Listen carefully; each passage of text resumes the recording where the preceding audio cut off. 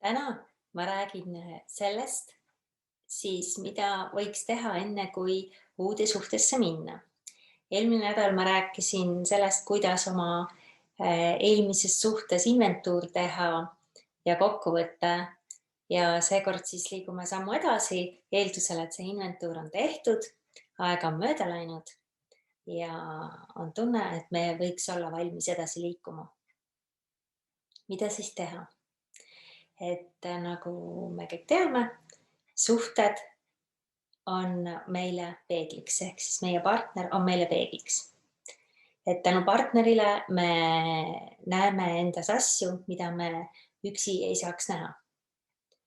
Ehk siis me peame alati olema tänulikud partneritele, kes meile näitavad osakest endast, mida me ei taha tunnistada. Kui nüüd on töö iseendaga ära tehtud, siis on hea teada, et teadliku suhte alus on teadlik suhe iseendaga.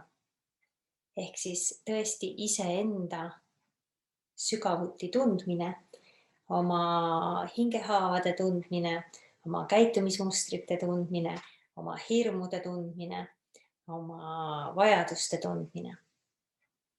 Ja seda võib tunduda, et on lihtne, aga tegelikult see ei olegi nii väga lihtne, sest tegelikult meid ei ole lapsest saadik õpetatud neid jälgima ja tunnetama. Nii et see võtab veidi aega. Kui see on aga nüüd tehtud, siis soovitan järgmisena mõelda, mis on sinu väärtused? Mis on sinu väärtused? Ja kui sa siis oma igapäevaelus toimetad, kas sinu mõtted, sinu sõnad, sinu teod on nende väärtustega kooskõlas? Ja kas nad on ka kooskõlas siis, kui sa suhtled teiste inimestega? Teine asi, mis on hästi oluline, on selgus. Ehk kui me tunnetame, et hea küll, et me nüüd tahaks oma ellu suhet, me oleme suhteks valmis, siis on hästi oluline selgeks mõelda, millist suhet me tahame ja keda me tahame, mida me tahame tegelikult. Jällegi võta, kirjuta üles, millist suhet sa tahad. Et kas sa soovid elada täiesti detailideni, kas sa soovid elada koos, kas sa soovid nii-öelda külastussuhet, kas sa soovid monogaamset suhet, polügaamset suhet, kui palju sa soovid panustada sellesse, kui palju sa ootad, et teine inimene panustab. Tee endale loo selgus, et see aitab hästi palju siis kaasa sellele, et tõesti see partner, keda sa tahaksid näha, et ta tuleb su ellu. Kolmas asi, tee iseendaga kokkulepe.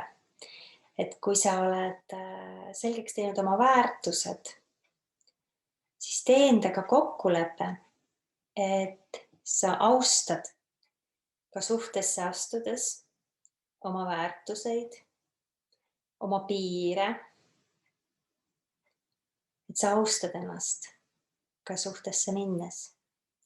Et tihtipeale on meil see tendents, et me ei vali teadlikult suhet, et me kuidagi satume sinna ja siis me unustame kõik oma väärtused, oma piirid, kuniks kõik see armumise, hormoonide möll on möödas ja siis hämmastusega leiame, et oih, et me tegime seda jälle. et tegelikult me lasime kõik need lubadused iseendale lihtsalt vabaks ja võib-olla tihtipeale sõitsime iseenda hingest üle. Siis 4. asi, kes on see inimene, kes oleks sinu ideaalpartner? Siin on oht minna sellesse lõputusse listide maailma kirjeldada mingi 100 erinevat omadust, mis tal peab olema ja viimse detailini välja. Et mina soovitan, pane kirja 5 asja, mis on tõesti väga olulised sinu jaoks. Ja mõtle need hästi läbi, et kas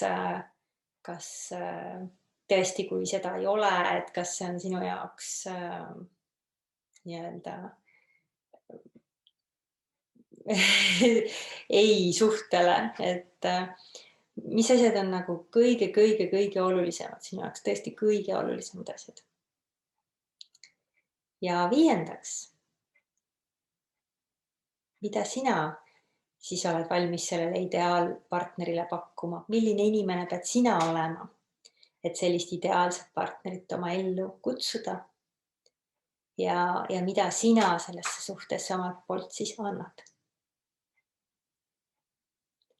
Need oleks siis sellised 5 mõttekohta, mis ma kutsun sind üle vaatama ja millega natuke tööd tegema, et sinu järgmine suhe oleks ilus, teadlik, täis armastust ja et siis sind pigem armastatakse, kui et siis lahutatakse su meelt või ollakse lihtsalt seltskonnaks.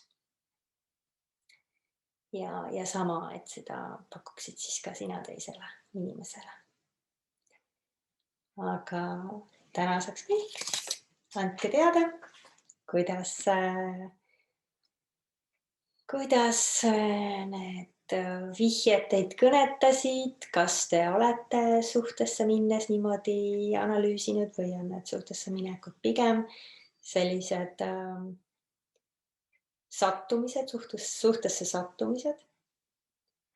Ja hea meelega kuulen teie mõtteid. Tšau.